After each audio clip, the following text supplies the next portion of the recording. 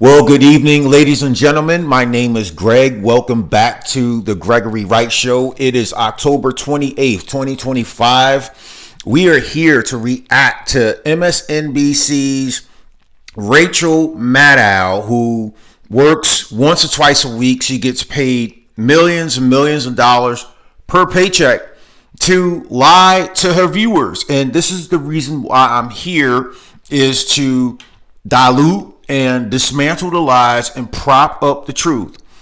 In this case, we're talking about election monitoring that goes on at the federal government level in cahoots with the DOJ and the Civil Rights Act portion of whatever President Trump's cabinet houses that activity in. And so my idea tonight is to point out the fact that Rachel Maddow purposely omits the truth about election monitoring. We have elections going all over the country.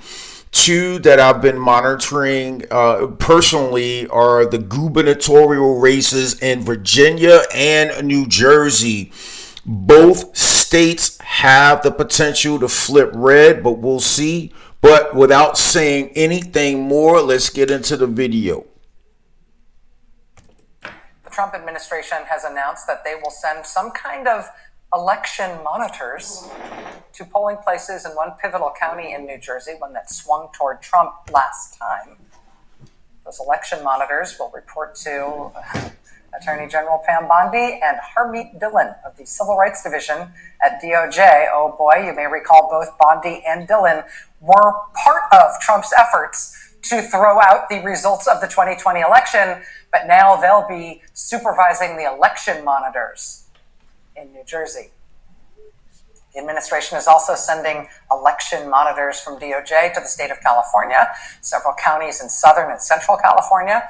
That's while California voters will next week be deciding on a new congressional map to try to balance out the gerrymandering that Trump has ordered up in Republican-controlled states. Polls in California show that California voters are likely to approve the new districts, but they aren't going to send those monitors.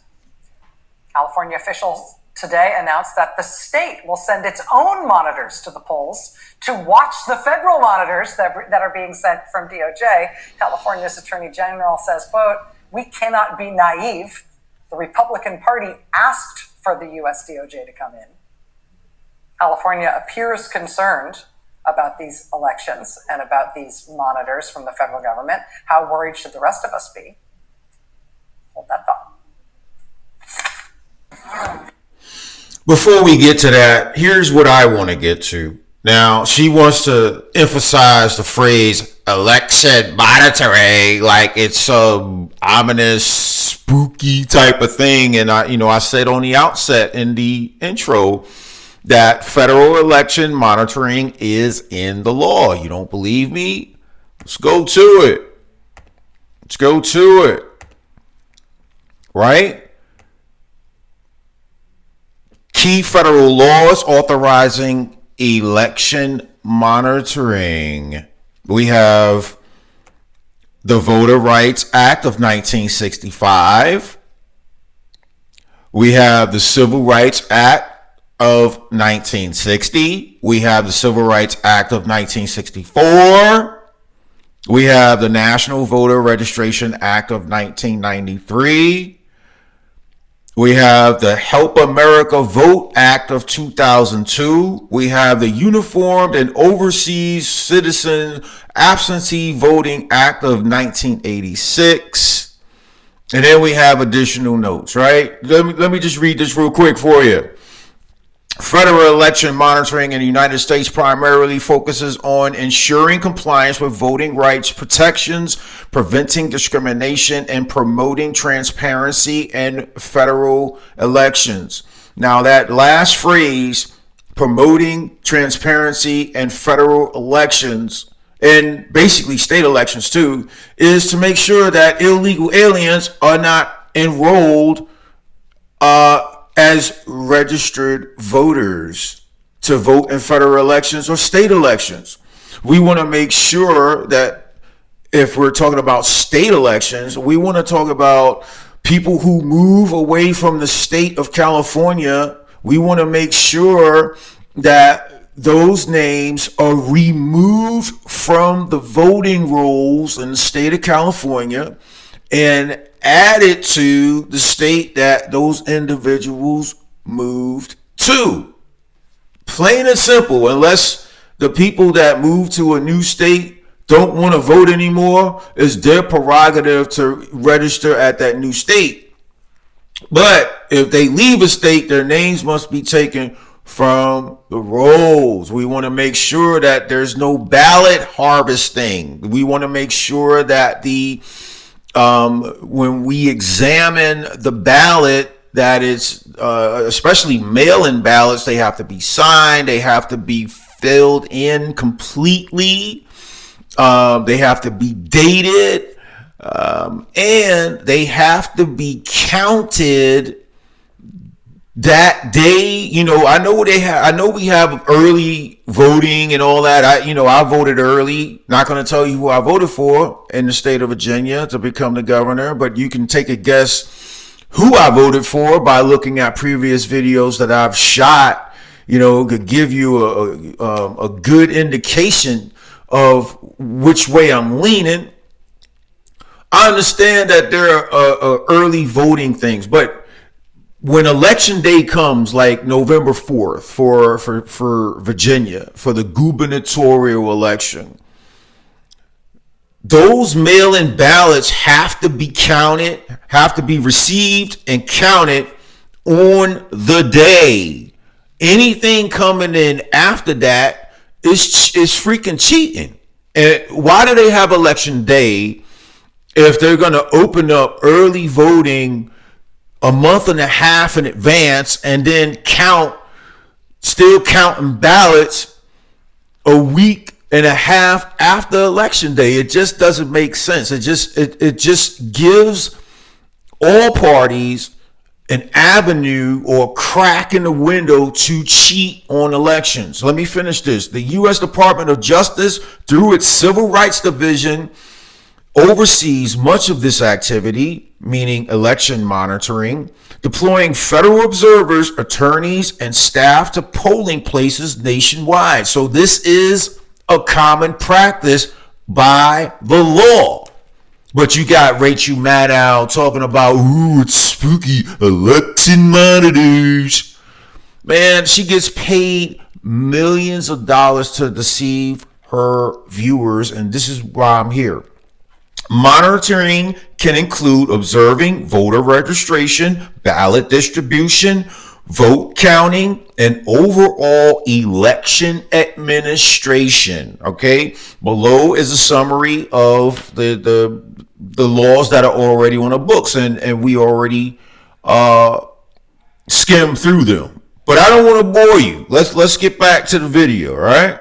After the Trump administration announced it was sending poll monitors to California and New Jersey, poll monitors who will answer to Trump Attorney General Pam Bondi, Democratic elections lawyer Mark Elias wrote this. He said, quote, so again, the poll monitoring is an action between the Department of Justice and the Civil Rights Department within the Department of Justice. Of course, they report to the president.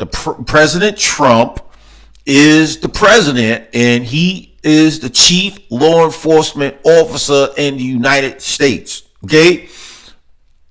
Pam Bondi works for President Trump. Whoever the civil rights person is within the DOJ works for Pam Bondi, who also works for Trump. So what is the problem so far? I'm still trying to figure it out. They're sending these DOJ officials to the polls to do Trump's bidding, to gather information for him and his administration to misuse and wage war on voters and elections. I cannot tell you exactly what form that will take. Trump may not even know how he plans to abuse this process, but I know this: minority voters will not be protected, voting rights will not be preserved, free and fair elections will not benefit. Trump will exploit whatever he can under the guise of security or integrity. It is our job to not give him the opportunity.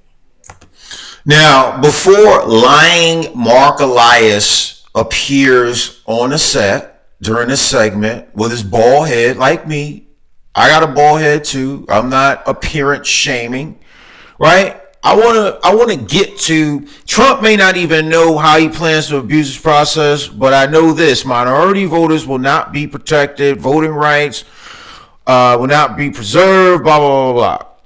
That is all a lie. That's number one. If you're a United States citizen and you're registered to vote and you have if you have a driver's license to identify yourself, just the same way you identify yourself when you go to the airport, you identify yourself when you go to pick up your child from school when she's sitting in the general office, you identify yourself when you go to the Department of Motor Vehicles, the same way you need to identify yourself when you go to a polling station anywhere in America. It's plain and simple, right? If you live in a particular state, you're going to get a voting card that has your name and address on it. Your driver's license has to match. I mean, unless you're active duty military, and I can understand that your address is not going to match on what's on your driver's license. But most of the times, most civilians, their address matches what's on their driver's license, and so you have to bring all that to the voting polls, right? If you live in a particular state legally, you are authorized to vote as long as you have ID. Where is the voting rights infringement, right? Where is it? And then on Mark Elias, this dude is a liar. He was caught up in the Russia hoax. He is the one that was part of Hillary Clinton's campaign. I'm reading a book on it now, and that's the reason why. That's the reason why Mark Elias's name sounded familiar to me, because I'm like, okay, yeah, this guy. It sounds like this guy was caught up in the Russia hoax, right? So, in summary, Mark Elias was on, Hillary Clinton's team during her campaign, and he was the one that hired Fusion GPS to do opposition research on candidate Trump at the time. I believe it was somewhere around 2015, 2016. That opposition research turned into a Steele dossier accusing Trump and members of his campaign having secret meetings with Russian diplomats to steal the 2016 election, which, as we all know, turned out to be a lie. So I wouldn't believe anything that this guy is going to say. Joining us now is Mark Elias, the founder of Democracy Docket, an elections attorney involved in suing. He should be in jail. Voting rights and a host of other issues. Mr. Elias, it's nice to see you. Thanks very much for taking time to be here tonight. Thanks for having me back. So let me ask you just what that means that you wrote today. It is our job not to give him the opportunity. Yeah, so look, Donald Trump has telegraphed what he's doing here in broad strokes. Yesterday, he posted on social media that he already believes there's fraud in California. He said that, watch how totally dishonest the California prop vote is, millions of ballots being shipped. Like, that's the predicate he is laying down before these monitors start to collect whatever information they collect. And that information will be mischaracterized, it'll be misused, it'll be abused, so that Donald Trump, when that ballot initiative passes, as it will claim that there was massive fraud. And when Mikey Sherrill wins in New Jersey, he will claim there was massive fraud.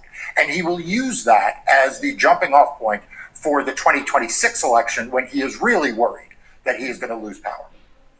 When he makes those sort of claims, right? So nobody is worried about the 2026 midterm elections, but the Democrats and guys like Rachel Maddow. I don't know what happened with Rachel Maddow. Like, 25 years ago, she looked more like a woman. Now she looks like Stephen Colbert. Lying Mark Elias, who was wrapped up in this Russia collusion hoax and pleaded the fifth when he had to testify under oath in front of Congress. He is a Trump hater. He has Trump derangement syndrome at 1,000, and there's no reason to believe anything that comes out of this guy's mouth. There is no voter suppression for legal citizens of the United States. You have to remember that. Will it matter, or how will it matter, that the Justice Department will have sent these federal election monitors in? How will that, if you see that as his strategy moving ahead with these elections, these off-year elections this year, moving in towards 2026, how do the federal election monitors affect that? Yeah, so remember, I have a lot of experience suing and litigating against Donald Trump. I mean, I represented Joe Biden and we beat him like a drum over 60 times after 2020. What's different this time is that he will have the United States government, the Department of Justice, show up in courtrooms and say preposterously false things, but that will be given the So he's accusing Trump of saying preposterously false things, and he was caught up in the Steele dossier accusing Trump and his members of his campaign of colluding with Russia to win the 2016 election over Hillary Clinton. Come on, man, you can't believe this joker. Premature of the United States, and look, Rachel, this is a problem we're seeing across the country. I mean, they are claiming that they need the National Guard and the military deployed in cities because he says they're on fire when in fact there is no fires. And too many judges, frankly, are still giving DOJ the benefit of the doubt. So they are claiming that they need the National Guard and the military deployed in cities because he says they're on fire when in fact there is no fires. Okay, so number one, again, you cannot believe what this joke is saying, man. Like, I can't. I gotta control myself, man. But for real though, the National Guard got sent to Los Angeles. Why? Because President Trump, the DOJ, Department of Homeland Security, wanted to protect the federal building that was going out. People that worked in the building, they were going out, they were detaining illegal aliens, and they were bringing them back to that location for processing and initial efforts to deport them to their country of origin. What happened after that? Well, agitators from the Democratic arm of the Democratic Party started going out there protesting and throwing bricks at cop cars and setting cars on fire. Yeah, there was a fire. There was a fire in the Palisades too that that Mayor Bass of LA didn't still it doesn't have a firm grip on. Governor Gavin Newsom still isn't doing anything to clean up the forest floors to prevent future fires from happening and burning other whole towns down. And then this baldhead guy who lied about the Russia hoax on Trump, who's lying about there's no fire in LA when Trump sent out the National Guard. Gavin Newsom took him to court. The court came back and said, yeah, he could have some National Guard out there to maintain the peace. Same thing in Chicago. Same thing in Detroit. Same thing in Memphis. Right? You have rampant crime. You have lawlessness out on your streets. What is Miss Percy gonna think when she trying to get from her apartment to prayer service and back on a Thursday night? What about Mr. Johnson, who works, who gets up early in the morning, 3:00, right, in Portland, Oregon, where they're also protesting ICE agents out there. These people haven't been able to get sleep for months. What about them? The National Guard needs to be deployed out there because there's lawlessness in Democrat-run cities, and that's a fact.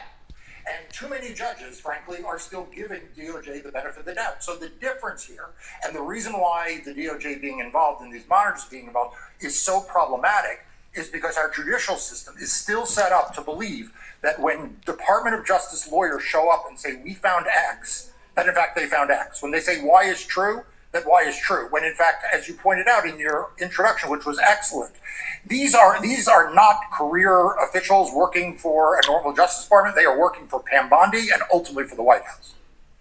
What's the best strategy against what you think Trump is doing here?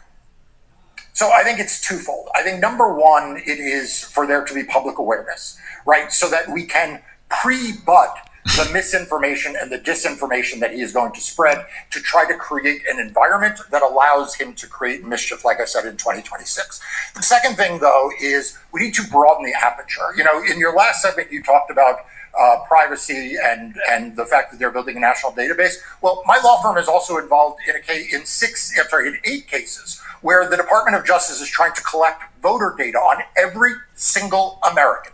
Every single American who's ever registered to vote, the Department of Justice is trying to. Yes. They're supposed to. Let's do this. They supposed to. They supposed to look at voting registration records according to law, right? They are supposed to. Let me get to it.